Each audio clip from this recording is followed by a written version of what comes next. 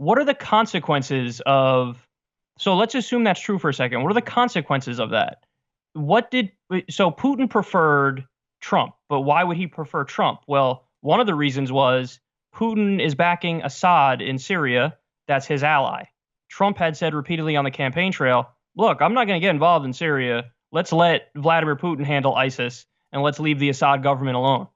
Now, I hate to be contrarian here, but I totally agree with them on that point. Now, unfortunately, Trump didn't actually follow through with that, which gets to the point of, I think, the evidence being flimsy overall for some sort of a deal between the Russian government and Trump, or Putin and Trump. Because, so at the end of the day, what can you point to where you say, oh, no, he definitely did a deal with them? You could point to, for example, oh, he didn't implement the sanctions over the election meddling. But yeah, that's kind of a big deal.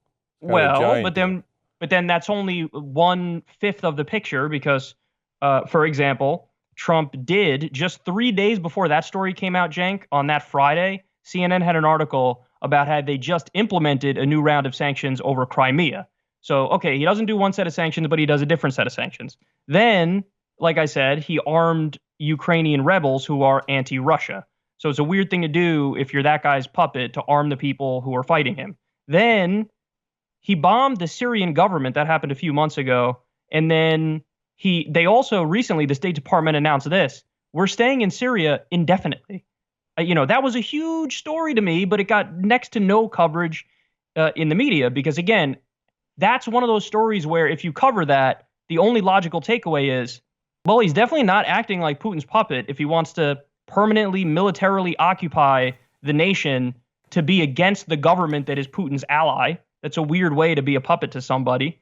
And then, like I brought up before, he kept NATO troops on Russia's doorstep. They're there right now. And he didn't approve the Exxon oil deal. So, yes, I grant you that, okay, he didn't implement the sanctions over the so-called election meddling. That's one policy that can be viewed as pro-Putin. But I just gave you 5 others that are massively anti-Putin.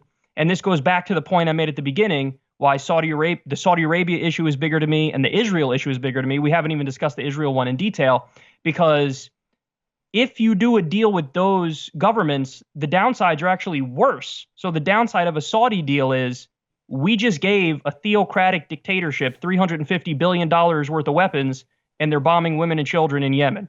The consequences of a deal with Israel is Jared Kushner, for example, took a lot of money from Israeli banks.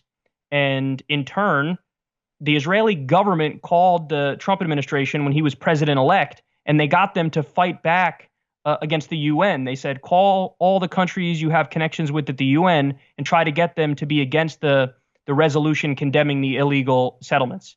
So that's collusion where they're doing something in favor of a government, and I think it's way more damaging than, for example, if he did Putin's bidding and stayed out of Syria. In fact, I would have liked it if they stayed out of Syria. So, look, the fact that you might like a couple of those positions, whether they were derived from collusion or not, and as part of a deal with Trump or not, to me is immaterial. Yeah, sure. I don't want to do bombing in Syria either, but if I find out it was because Trump, not out of the goodness of his heart or because he had the correct policy position, did it because of what he owed the Russians, I'm going to have an issue with that. Sure, on principle, sure, you could do that. Yeah, and come on, look at the way that he did the Syrian bombing. Oh, golly gee, I am going to bomb those dastardly Syrians. I will bomb an airway that they are not, a runway that they are not using. I will bomb old planes that they are not using. The new planes are in the hangar where I know exactly where they are, but I will not bomb them. But look at me getting tough on Russia. Well, why stay there indefinitely then? Okay, so that's point number 2. Great question. So Donald Trump is, not, thank God, not the dictator. There are a lot of things he wants to do, and he keeps getting blocked. Everybody knows that he didn't want to do the sanctions on Russia. They passed it 98-2 in the Senate, overwhelmingly in the House, and he signed it, even though he said, I don't want to sign it. He had to sign it. And then there is, yes, 4-cent play. You can call him deep state. You can call him mid-state, you can call it whatever you like, right? Or hawkish on Russia. All state, they're all in favor of hawkishness everywhere, and including on Russia. So they put a ton of pressure to, hey, Mr. President, you got to stay in there. And the knucklehead from time to time goes, oh yeah, okay, who was the last guy in the building? Okay, that guy? All right, Sure. fine. Yeah, and now John Kelly's his chief of staff, and he's largely driving policy.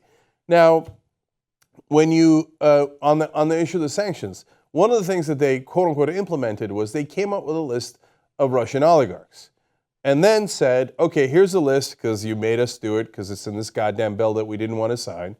What are we going to do about it? Oh, nothing. We're not going to freeze their assets. We're not going to do anything. It's just a list. Okay, are you happy now? So, no, the main thing is the sanctions. And I said that he would not impose those. Then he was forced to sign it. And then he refused to impose them anyway, even though it's his legal obligation to do so. Gee, I wonder why he did that.